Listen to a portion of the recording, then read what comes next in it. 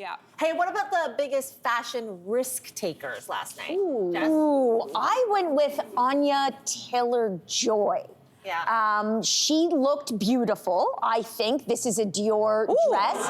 Very risque. That is a risk. You know what? I don't think I think over here they thought she forgot her underpants. But Yeah. it's there.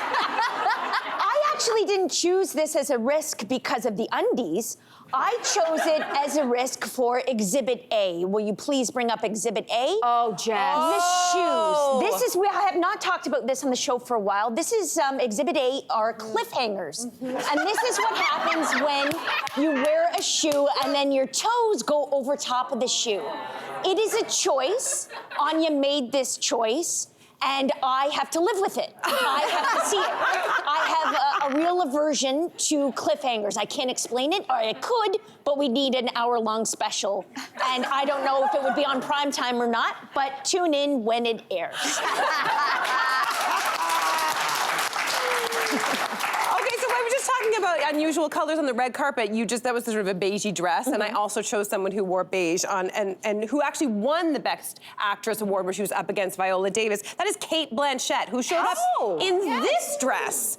I mean, it's this. You like it. One fan. Liked One it. fan. Here's the thing. I just couldn't help but wonder, like, did your luggage go missing? Because that's a thing right now. Because it's a curious choice of all of the glittery, velvety, lacy Very concoctions. Indiana Jones. I felt the exact same way. happened? Who wears linen to an award show? You wear it to Greece. Like the idea of sitting down and then as soon as she stands up, all the it's creases. game over. You thought linen and I thought burlap bag, because look at the bottom. Oh, Maybe. exactly. Yeah, it's maybe. just, it's not that it's a bad outfit. love it's it, just, yeah. it's a surprising choice for this kind of event. And I think that more than ever, post-COVID, we want to see like dopamine dressing. We want to see bright colors, things that dazzle the eye. And this just looks more like a safari luncheon. Like it just does. Yeah. And it's just sort of Very out of Africa. Yes. And all the negative. She has a nice hair fringe. cuff. Yeah. She is known to be one of always the most avant-garde. That's right. Celebrity, so this may have been, if anyone can do it, Cate Blanchett. She's also going to be at every award show from now until March. So I wonder too if her stylist was like, oh, let's take a break from the feathers and the sequins and this whatever, and like just show up in low-key. burlap linen or That's a whatever. good theory. Yeah. It could be. My risk taker was Julia Garner. Oh my gosh. And the reason why it's a risk Wow. is because That necklace. the necklace is great. amazing. I'm referring to, listen, I just don't see what the design elements are here. I feel like this is, something I could have made. Oh, really? Maybe that's the risk. Maybe she made her dress.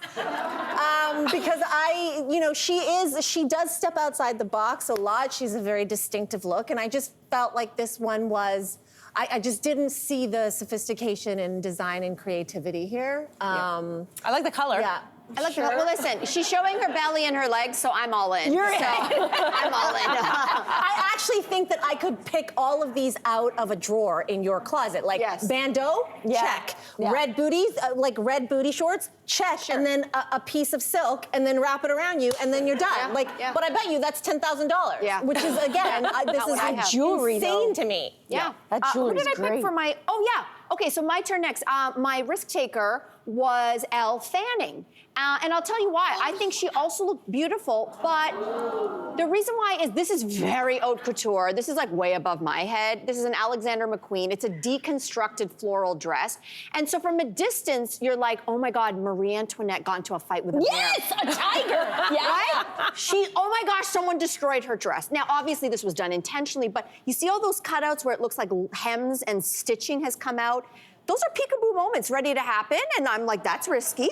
Yeah. Because I don't know what she's wearing under there. And so from a distance, you have to almost appreciate that kind of dress up close. But at the farther away I could see it, the more disheveled it looked. And that's obviously not what haute couture does. And again, it's probably a $10,000 dress. So what am I talking about? I have no idea. It tells what a I'm talking story, about. though, right? Like it's interesting because there's all kinds of different images that come to mind. Like I think of the Cinderella story with the mean stepsisters who kind of tugged at the dress. Yeah. I see that. I also see the kind of classic bodice ripper. Like those romance novels. The idea that she's been overtaken with lust for some man out there or woman. Good story. And I don't know. Like what? Like the Walk of Shame dress in the 1800s? Maybe it is. I do. At least though, I mean, there are design elements here, right? You need craftsmanship and able to be craftsmanship to be able to craftswomanship to be able to like hold up this material. So I also think it's a little whatever, telling a story, Les Miserables. Yes, or, Les Mis Major. At the end of the movie. The little matchstick girl. What, Yeah. But she plays Catherine the Great, doesn't she? Yeah. She plays Catherine the Great in The Great, and I wonder if it's like a nod to that. Maybe it's a nod to these economic times. Well, in that very expensive dress. Story. It's true. I love what we just did there. Hey there, wasn't that great? Do you know where you can find some equally good content? Our YouTube page. It's filled with discussions, debates, and some laughs. Head there now, like and subscribe.